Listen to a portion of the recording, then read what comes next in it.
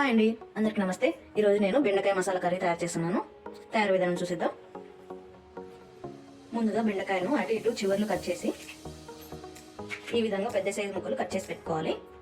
ఇలా మధ్యలో కాటు పెట్టుకోవాలండి. ఒకటి ఇలా అన్ని విధంగా కట్ చేసి పెట్టుకోవాలి. ఈ విధంగా అన్ని కట్ చేసి పెట్టుకోవాలండి. ఈ కర్రీ చపాతీలోకి, రోటీలోకి చాలా బాగుంటుందండి. ఖచ్చితంగా ట్రై చేయండి మీరు కూడా.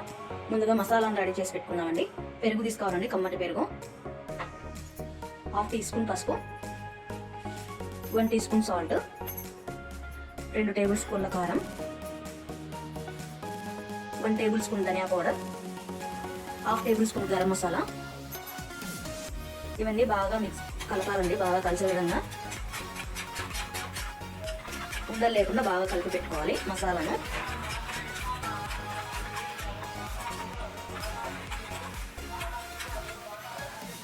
మసాలాను ముందుగా ఈ విధంగా రెడీ చేసి పెట్టుకోవాలండి. ముందుగా ప్యాన్ పెట్టి కొద్దిగా ఆయిల్ వేసుకోవాలండి. ముందుగా కట్ చేసి పెట్టుకున్న బెండకాయను ఫ్రై చేసి పెట్టుకోవాలి.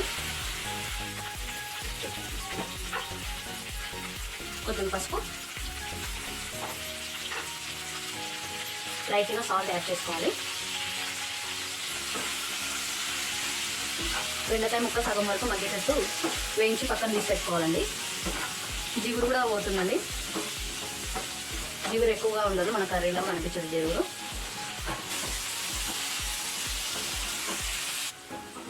ఈ విధంగా వేగితే సరిపోతుందండి. తీసి పక్కన పెట్టుకుందాం. ఈ విధంగా తీసి పక్కకు పెట్టుకోవాలండి. అదే ప్యాన్లో ఆయిల్ కూడా అదే సరిపోతుందండి. కొద్దిగా జీలకర్ర, కరివేపాకు, సన్నగా కట్ చేసుకున్న ఉల్లిపాయలు. ఉల్లిపాయ బ్రౌన్ కలర్ వచ్చేంత వరకు వేగనివ్వాలండి బాగా.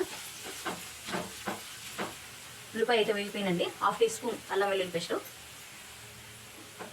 అల్లం వెల్లుల్లి పేస్ట్ బాగా పచ్చివాసన పోయేంత వరకు వేగనివ్వాలండి బాగా. అల్లం వెల్లుల్లి పేస్ట్ వేగిపోయిందండి. సన్నగా తరిగి పెట్టుకున్న 2 టమాటో ముక్కలు యాడ్ చేసుకున్నాను.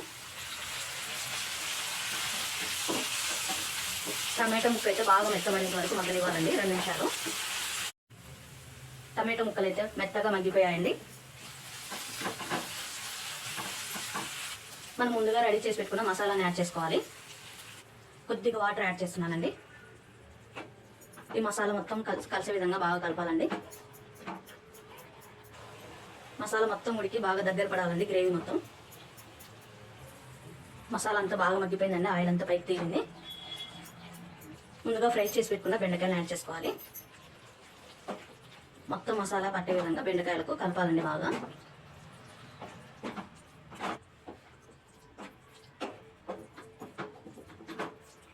కొద్దిగా వాటర్ యాడ్ చేస్తున్నానండి గ్రేవీకి. 2 నిమిషాలు మూత పెట్టి మగ్గనిస్తే సరిపోతుందండి. బెండకాయలకు మసాలా మొత్తం పడుతుంది. లాస్ట్లో కొత్తిమీర యాడ్ చేసుకుందామండి. మసాలా కర్రీ అయితే రెడీ అయిపోయిందండి. బౌల్లోకి తీసుకుందాం.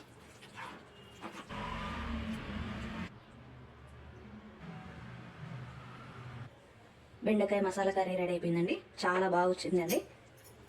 మీరు కూడా ట్రై చేయండి. అన్నంలోకి, చపాతీలోకి, రోటీలోకి చాలా బాగుంటుందండి కర్రీ. ఈ వీడియో మీకు నచ్చినట్లయితే షేర్ చేసి, సబ్స్క్రైబ్ చేసి, లైక్ చేయండి. Thank you.